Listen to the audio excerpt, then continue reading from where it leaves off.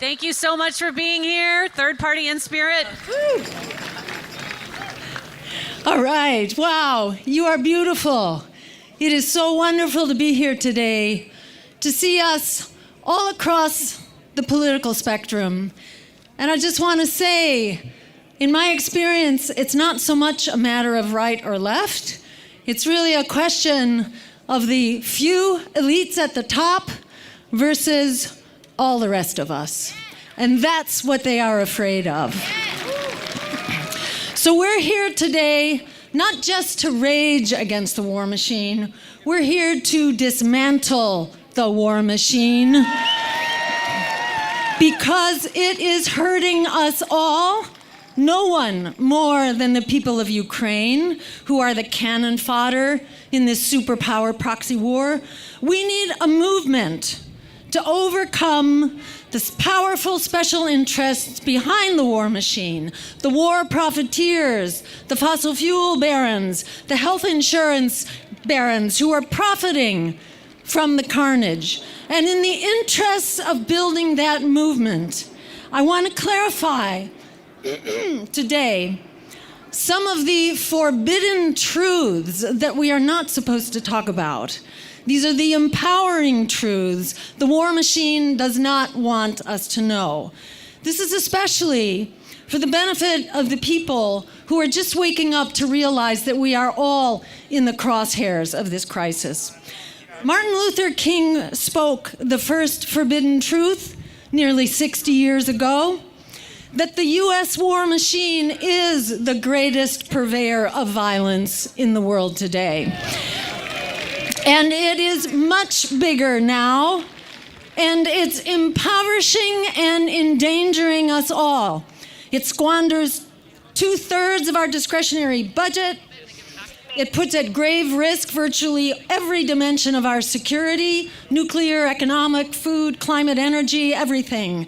Left to its own devices, the war machine, with its proxy NATO, will destroy life on the planet. It is in the process of doing that right now. The dimensions of the war machine, you may know, are quite totally off the charts. The U.S. has some 800 foreign bases, while Russia has about 30. Our so-called war on terror continues in a mind-boggling 85 countries. Do we hear about that? Not one bit. Our wars are going on in 85 countries. Our $840 billion, and that, by the way, is from the Cost of War project at the Boston University, not exactly a hotbed of radicalism. These are the basic truths that we are not supposed to know. Our $840 billion military budget is equivalent to the next 9 military budgets combined, and the $100 billion we are spending to support war in Ukraine, that alone is greater than the entire annual Russian military budget. We've conducted over 250 military interventions in the past 20 years alone and killed a staggering 6 million people in just a portion of the so-called U.S. war on terror.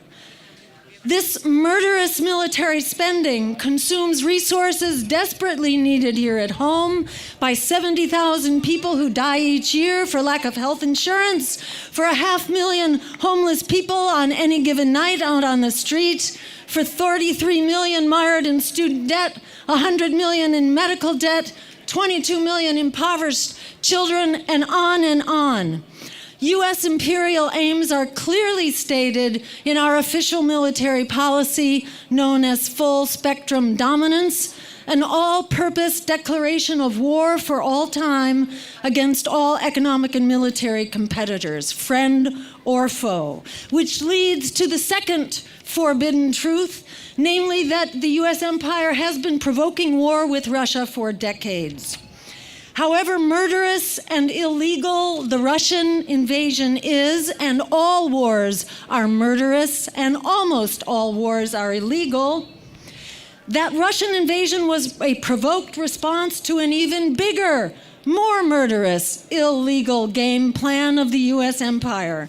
in which defeating Russia is just one small part. So yes, Russia illegally invaded Ukraine, but did so with a gun to its head, or in this case, nuclear-compatible missiles to its head. When the roles were reversed and Russian nukes were at our doorstep in the Cuban Missile Crisis, our response was what? It was to begin immediately launching nuclear war. That puts Russia's invasion in perspective and makes it rather moderate by comparison. Khrushchev and Kennedy had the good sense to back off and negotiate. We need to follow their example now.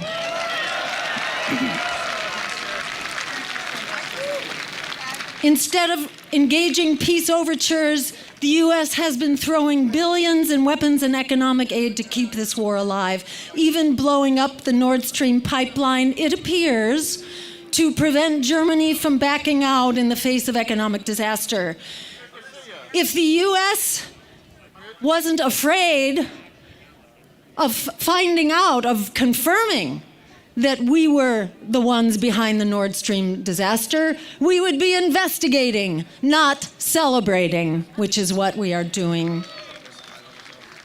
So I just want to add, the nuclear threat produced by all of this is an emergency of the highest order, and we are all in the crosshairs of this emergency. Yet our leaders are playing a game of nuclear chicken, pretending nuclear war is winnable. If as few as 100 nuclear bombs are dropped, that alone is enough to trigger nuclear winter, which means most of us are going and we're on our way out. So this is absolutely unacceptable.